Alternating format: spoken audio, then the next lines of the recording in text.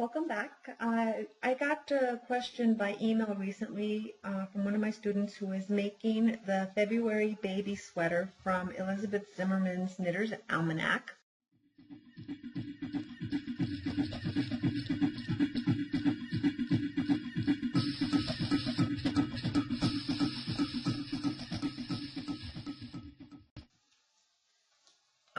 It's a little tiny sweater, little baby sweater. It's hard to see in this picture, but it's this one here. And in the pattern, I have it marked here.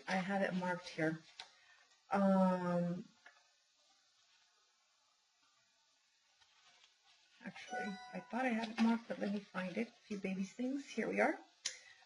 On page 28, our baby sweater on 2 needles, practically seamless. So she tells you how many stitches to cast on. She has you cast on 50 stitches. And incidentally, this is pretty much the entire pattern, which we're very much unaccustomed to directions being written so compactly. But in any case, after you cast on your 50 stitches, you're going to be working flat, back and forth, and the yoke of the sweater, it's top down, you're going to be working in garter stitch. So you knit approximately 8 rows, and then she asks you to increase evenly to 71 stitches. And she does pretty much tell you knit 4, knit 2, make 1, repeat from master to last 4 stitches, and knit 4. So let me explain how you can figure this out, because a lot of patterns say and increase evenly X number of stitches, or they don't tell you how many stitches you're increasing. They'll just say increase to, as in her case, to 71 stitches. So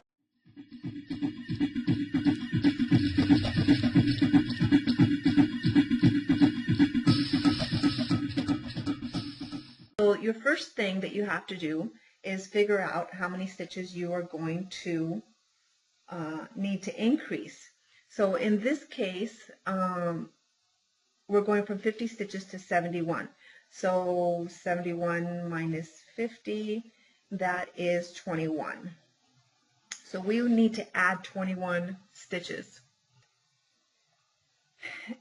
And I like to use some simple division. Actually, it's not that I like to use simple division, but the simple division is really the only method that you're going to be able to figure this out. So we've got 50 stitches to work with on the needles, and we've got 21 stitches that we want to increase. So if we divide this out, this does not come out to an even number. It comes out to 2.38. So if I multiply this back out again, this is 42 with a remainder of 8. Okay, so this information is important for me in order to figure out how I'm going to position my increases. So I've got 8 stitches remaining. I'm going to take this and I'm just going to set it aside so that I can remember, and I am going to work with this number here. Okay, because this is a number that my number of increases will fit into nicely.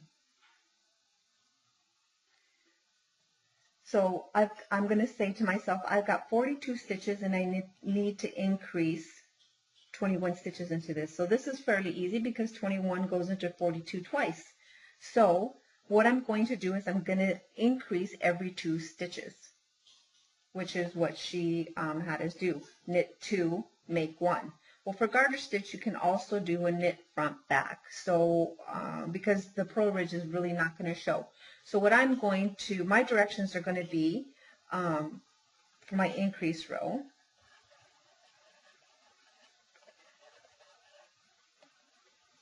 Okay, I'm not dealing with these 8 stitches yet, but I'm not forgetting about them. Okay, I'm just going to write for myself what my repeat's going to be for right now. So my increase, which I'm going to use a knit front back, and then knit 1. Now why I said earlier that we're going to be increasing every 2 stitches in order to, because 21 goes into 42 twice. So why is it just knit 1? because I'm increasing inside one of the stitches. To achieve this knit front back increase, you're utilizing one of the two stitches. So this is why it's knit front back, knit one. If I was going to do any other kind of an increase, like make one, yarn over, then it would be knit two, make one, or knit two, yarn over, like that. So, but I'm choosing knit front back because it's easy, it's quick, and it's going to be unintrusive in garter stitch. So this is my repeat. Knit front back, knit one, and how many increases do I want? 21. So I'm going to repeat 21 times.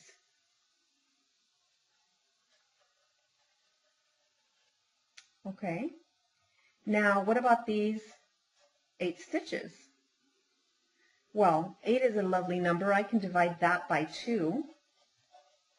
So I'm going to stick my first half of them, 4, at the beginning, and then I'm going to put the other half, the other 4 at the end. So let's do a little bit of math check. Let's see if our number is going to come out to 71. So we've got 4, that's 8, plus we had 42, plus we added 21. That was 10, carry the 1. So this is now 71 stitches, which is what we need. Simple math. It's 4th grade math. It's challenging for some of us. It's challenging for me. I can't tell you how long it took me to understand this. Now, this idea of taking out the extra stitches and setting them aside and figuring out where you're going to put them after you figure out the repeat is one of the most easiest things to do, to be able to then, whenever you bump into a pattern that says increase X number, whatever number of stitches evenly, then you'll be able to do this quite easily. So to recap, just start out with the divisor is the number of stitches you have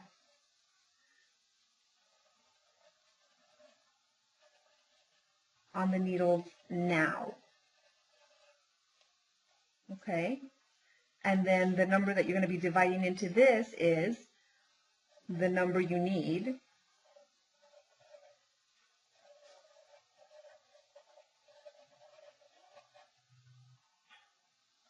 So this is where your information goes to, and then you just go through your basic division. If you get a remainder, okay, then you have to figure out the remainder is the number of stitches you set aside, and then you figure out where to put them after you figured out where your increase repeat is going to be.